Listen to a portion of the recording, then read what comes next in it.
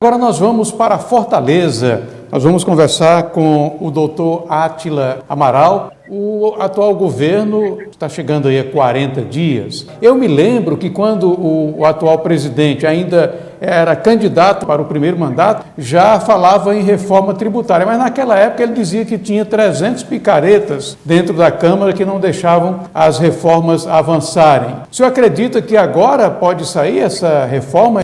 Bom, seria polêmico discutir se o número de picaretas diminuiu ou aumentou, né? Mas, em todo caso, na realidade, há algumas reformas que são absolutamente necessárias, como a reforma tributária, a reforma administrativa e a reforma política. A reforma tributária, por exemplo, é uma reforma que todos percebem a necessidade dela e que, se fosse feita a seguinte pergunta: quem é que concorda com a reforma tributária? Eu acredito que de 99% a 100% das pessoas, inclusive dos políticos, diriam que ela é extremamente necessária e que ninguém pode discutir a necessidade dela. O problema é que quando nós começamos a pensar objetivamente na reforma, existem os interesses do contribuinte, do governo central arrecadador, dos municípios e dos estados. Acomodar todos esses interesses é uma tarefa muito árdua. É claro que não há dúvida de que o modo como o sistema tributário está organizado, ele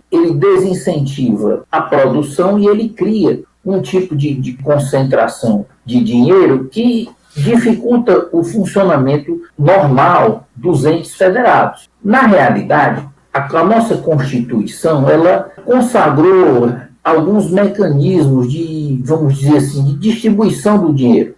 Mas o sistema foi, aos poucos, sendo refeito de uma maneira tal, através de taxas que não são exatamente impostos, que criou um novo tipo de concentração. E essa concentração está na base de uma negociação política que muitas vezes é feita às expensas do interesse público, entendido no sentido mais amplo. Então, a reforma tributária, indiscutivelmente, ela é necessária, ela precisa ser feita. Há propostas caminhando na Câmara, no Senado. Essas propostas poderiam ser combinadas e chegar a uma solução, né, em que se equilibrasse essa distribuição do orçamento com também uma distribuição das atribuições dos entes federados. Porque é importante que os entes federados recebam de maneira proporcional com as atribuições que têm. E, é claro, ela precisa ser pensada também para evitar que ela acabe sendo um desincentivo à produção e que ela não facilite concentrações de dinheiro em entes federados que acabam levando para distorções no próprio exercício do poder. Por exemplo, quando o governo federal concentra demais, ele ganha um grande poder de negociação, entre aspas, com os entes federados. Então, isso acaba se transformando numa distorção política, né? Por outro lado, se a mentalidade... Eu estou me lembrando aqui da universidade, que as pessoas falam em autonomia universitária, a gente quer autonomia universitária, a gente se lembra do adolescente, né? O adolescente quer autonomia. Ele, não, você vai ter autonomia, mas você vai ter uma mesada fixa e você vai se virar com ela. Aí, daqui um pedaço, o sujeito já vem pedindo mais dinheiro. Não, a autonomia é você ter os meios de ser responsável para utilizá-los adequadamente. E a gente precisa ter esse sentido de que o fenômeno estrutural da economia é a escassez. Ou seja, os recursos que nós temos,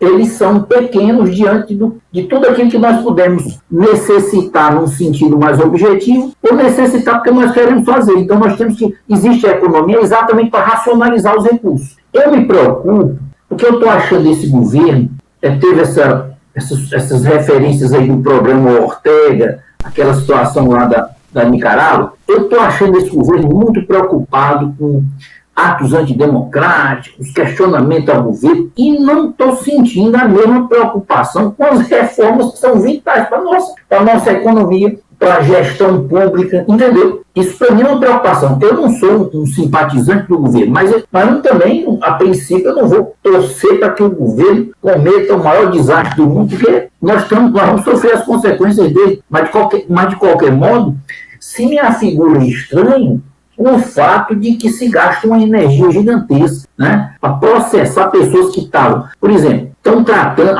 a mídia em geral está tratando aqueles manifestantes que estavam na frente do QZ da mesma forma dos que depredaram. São dois fenômenos muito diferentes. Essas manifestações aconteceram por mais de 4 anos sem nenhum problema, sem nenhum dano ao patrimônio público. Então, aí aconteceu aquele fato e ele está preocupado com o governo, está muito focado nisso. Ele quer controlar opiniões divergentes e tal, quando, na verdade, o foco dele deveria ser viabilizar essas reformas. Em relação à reforma tributária, eu fiz pequenas considerações. Em relação à reforma política, aí eu devo confessar, eu torço para que o PT não faça. Ela talvez seja a mais necessária, mas eu torço para que ele não faça, porque a concepção que ele tem é uma concepção de centralismo partidário, entendeu? Eles já fizeram uma proposta uma vez, é melhor que outras forças políticas do futuro façam, mesmo com um sistema extremamente bagunçado, o sistema político brasileiro é extremamente bagunçado. O STF deu uma grande ajuda para que isso acontecesse. No passado se tentou implementar reformas que criavam cláusula de barreira, que se elas tivessem sido implementadas, hoje nós teríamos 6 ou 7 partidos no máximo, o que daria uma maior racionalidade ao sistema. O STF impediu, porque essas cláusulas de barreira, por um pedido de um parlamentar do PCdoB, foram consideradas antidemocráticas. Na verdade, elas não eram antidemocráticas, elas não impediam o surgimento de partidos.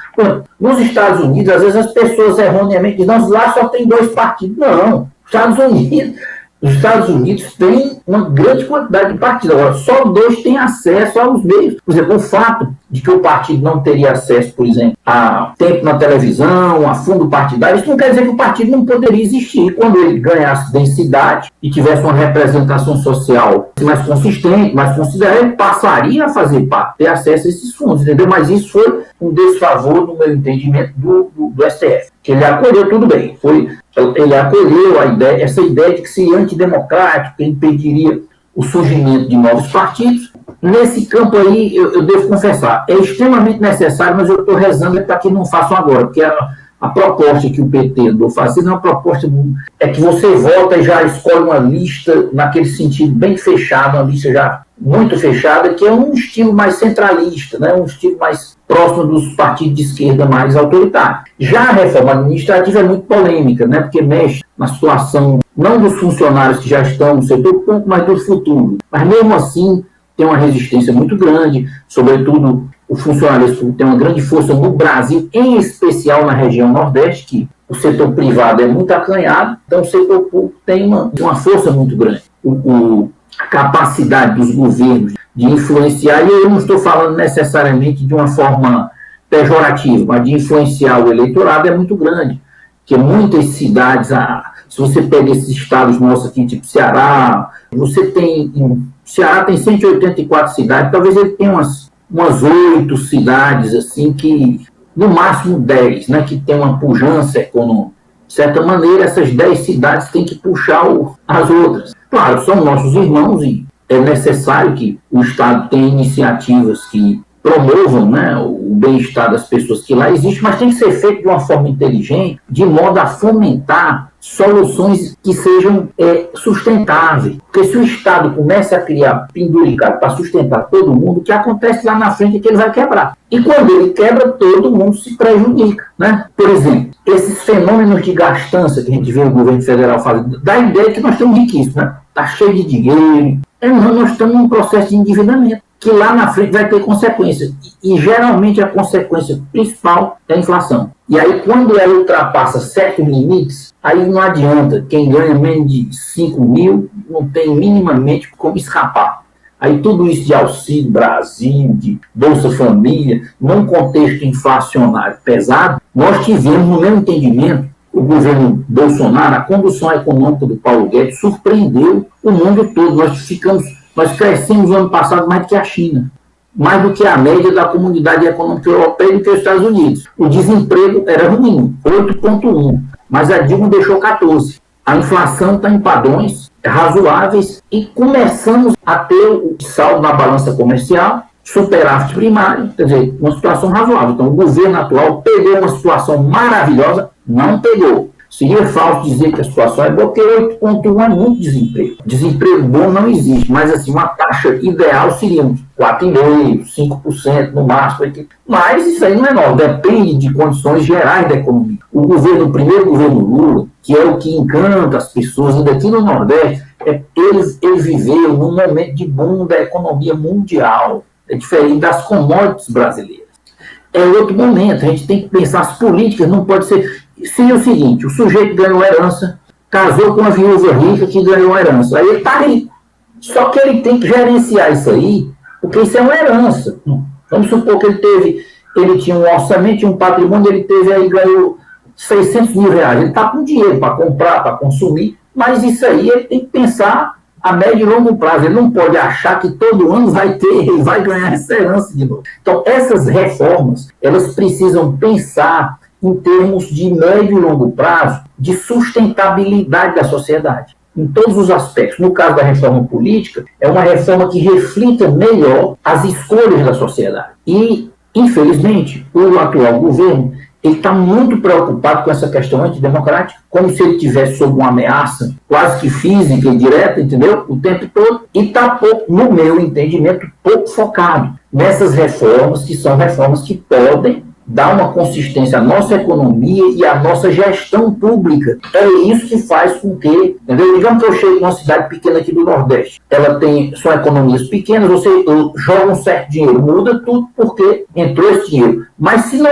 houver uma continuidade nesse investimento, se não houver uma atividade constante, daqui a um ano isso já desapareceu, já estou na mesma situação anterior. Então falta um pouco esse sentido, essa vontade de dar previsibilidade à economia e de dar consistência a uma administração pública que seja enxuta, não precisa ser mínima, mas que seja enxuta e que ela atenda às demandas da sociedade, de uma forma sóbria. Porque se você quiser atender todas as demandas da sociedade num tempo só, você vai quebrar e vai acabar, você vai voltar para um patamar, você vai ter que iniciar tudo de novo, porque na economia as coisas não funcionam assim de forma imediata. Até um investimento, por exemplo, eu começo a botar dinheiro numa determinada atividade, ela vai me dar retorno daqui a 2, 3 anos. E eu preciso fazer bem feito isso. Na minha visão, o governo não está focado suficientemente. Eu sei que ele está falando sobre isso, mas ele não tem a mesma pressa, nem o mesmo empenho que ele tem para fazer essas reformas,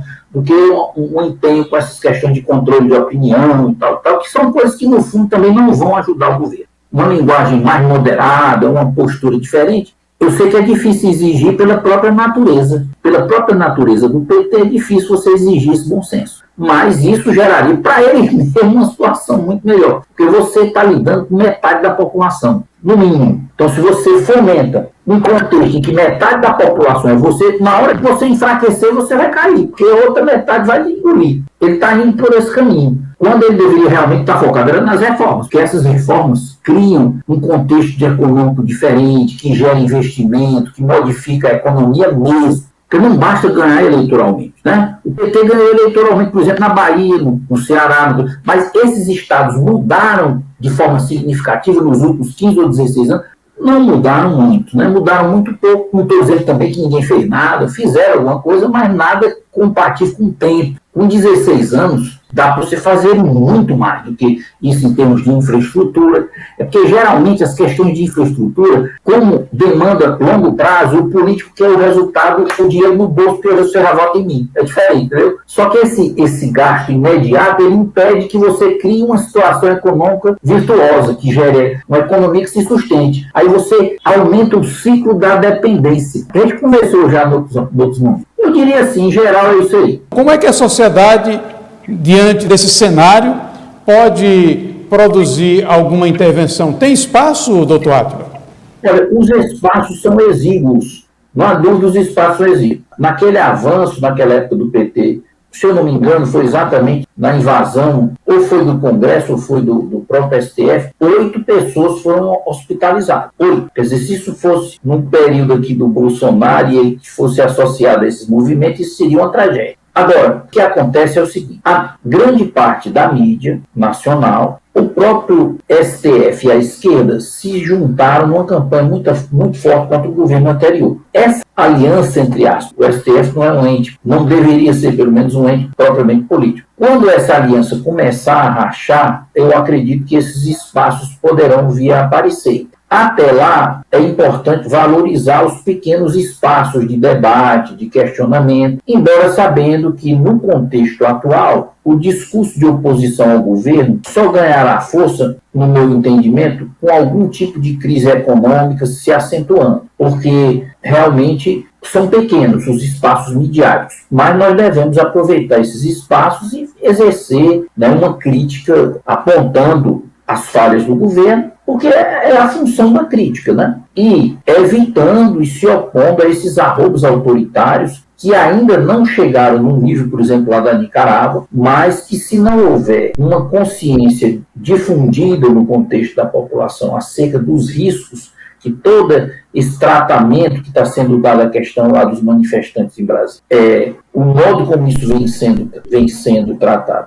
pela maior parte da imprensa, pode criar um tipo de mentalidade meio receptiva a esse tipo de ação autoritária, sob a alegativa de que essa ação autoritária resolve rapidamente as coisas, e na verdade a gente sabe que não é assim. Os espaços respondendo, né? Os espaços de questionamento são exíguos, mas eles precisam ser aproveitados, porque eles poderão surtir efeito no momento em que houver uma maior fragilização do governo. É claro que, no meu entendimento, essa fragilização já existe em certo nível, mas se toda a loucura econômica que está sendo anunciada aí continuar, a questão econômica mais na frente vai trazer sérios problemas, porque os investimentos vão embora. Os investimentos vão embora, as demandas estão sempre aumentando, você está a um incentivo, por assim dizer, do governo, alegando que pode mexer em a reforma previdenciária, que pode resolver tudo. A esquerda, ela mexe muito com as aspirações populares, né? E que são aspirações justas,